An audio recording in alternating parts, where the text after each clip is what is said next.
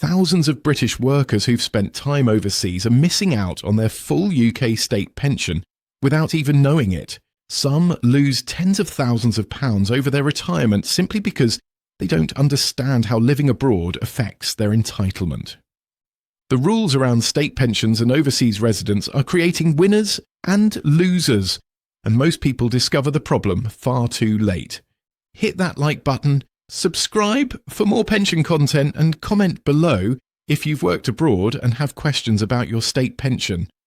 Here's what's at stake. If you've lived or worked outside the UK, you could be entitled to a full UK state pension worth £11,973 a year. But you could also end up with nothing if you haven't got enough qualifying years. Or worse, you might get your pension but watch it frozen at the same level for decades whilst prices keep rising around you. In this video, I'm going to show you 4 crucial things you need to know about state pensions and living abroad. Plus, there's a game-changing insight at the end about how to use your overseas work to boost your UK pension. The first thing you need to understand is that you can absolutely claim your UK state pension from almost anywhere in the world. It doesn't matter if you're retired in Spain, living in Australia, or still working in Dubai. If you've paid enough national insurance contributions, that pension is yours. You need at least 10 qualifying years on your national insurance record to get anything at all. That's the minimum threshold. Once you've got those 10 years, you'll receive a proportion of the full pension. For every year you're missing under 35 years, your weekly pension drops by £6.58. So, if you've only got 20 years of contributions, you're looking at around 60% of the full amount. The full new state pension in the 2025 to 2026 tax year is £230.25 per week. That's £11,973 a year. To claim your pension from abroad, you need to contact the International Pension Centre, not your local pension office, and they handle all overseas claims and can walk you through the paperwork. You can have the money paid directly into a bank account in your country of residence, which makes life much simpler. The key here is knowing whether you've got enough qualifying years built up. The second step is understanding how time spent abroad can actually help you qualify. This is where reciprocal agreements come in, and most people have no idea these exist. The UK has social security agreements with dozens of countries, particularly across Europe. And these can be absolute lifesavers. And if you've worked in countries like France, Germany, Spain, or any European Economic Area nation, those years can count towards your minimum 10 qualifying years. And let's say you worked in the UK for 7 years, then moved to Germany and worked there for 16 years. So you'd meet the 10-year minimum because your German contributions count. Your actual pension amount will still only be based on your 7 UK years, but at least you qualify for something. Without this agreement, those 7 years would be worthless because you're under the 10-year threshold. These reciprocal agreements also exist with countries like the United States, Jamaica, Barbados, and several others. Even Switzerland, which isn't in the EU, has an agreement with the UK. The rules differ slightly depending on which country you worked in, but the principle is the same. Your overseas contributions help you hit that crucial 10-year minimum. Now here's something that catches people out. This doesn't mean you automatically get both a UK pension and a foreign pension at full rates. Each country calculates what they owe you separately based on your contributions to their system. But the agreement means your years aren't wasted. Check with the International Pension Centre if you've worked in multiple countries, because they can tell you exactly how your overseas years affect your UK entitlement. The third crucial point is about frozen pensions, and this is where things get really unfair. Even if you qualify for your full UK state pension, where you choose to live could cost you tens of thousands of pounds. If you retire to certain countries, your pension gets frozen at whatever rate it was when you first claimed it, and it never goes up even though prices around you keep rising. In the UK, the state pension increases every year under the triple lock system. It goes up by whichever is highest, inflation, average earnings, or 2.5%. This protects pensioners from losing buying power as costs rise. But if you live in a country without an uprating agreement, you miss out on all those increases. The frozen pension list includes some very popular retirement destinations: Australia, Canada, New Zealand, South Africa, Thailand, and most African and Asian countries. Around 450,000 British pensioners are affected by this policy. 84% of them live in Australia, Canada, or New Zealand. Let's look at the real cost. Someone who retired to Australia 15 years ago would have had their pension frozen at just over £5,000 a year.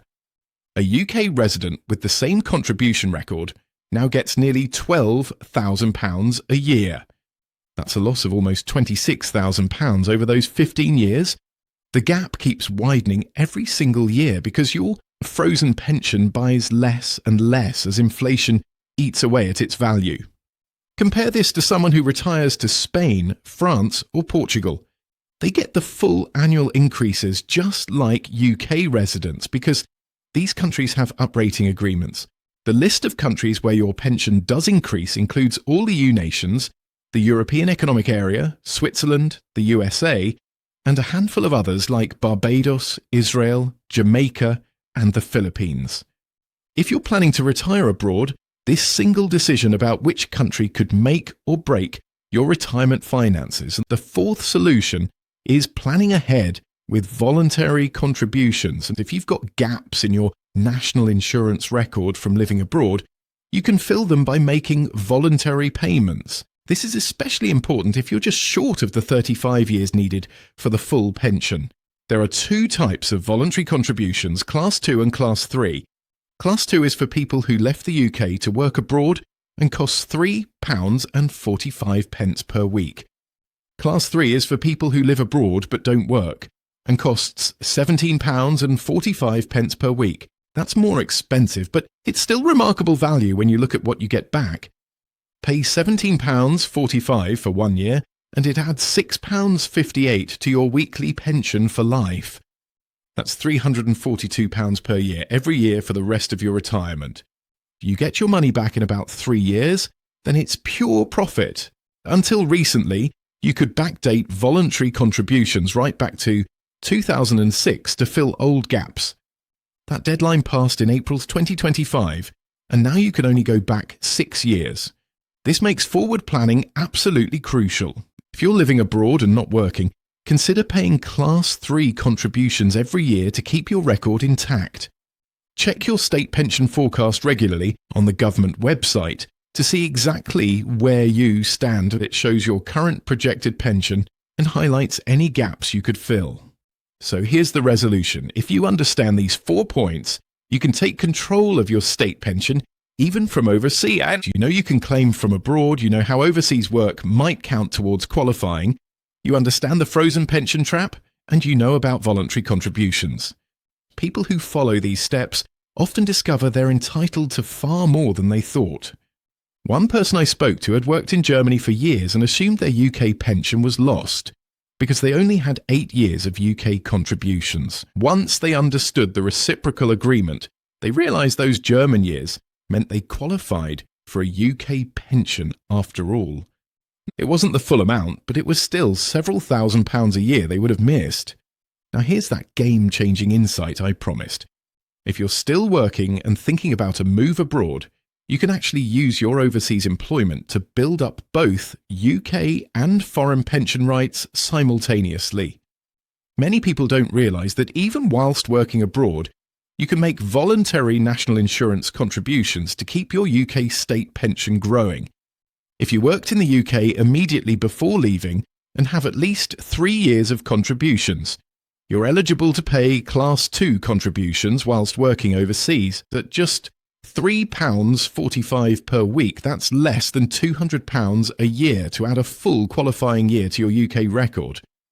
Do this for 15 years whilst building a foreign pension, and you could retire with 2 state pensions instead of 1. It's one of the most cost-effective retirement strategies available to anyone working internationally. Like this video if it's helped you understand how living abroad affects your state pension. Subscribe for more UK pension guidance that could save you thousands. Comment below if you've got questions about claiming from overseas or filling contribution gaps. Next week, I'll be covering how to maximize your workplace pension if you're an expat.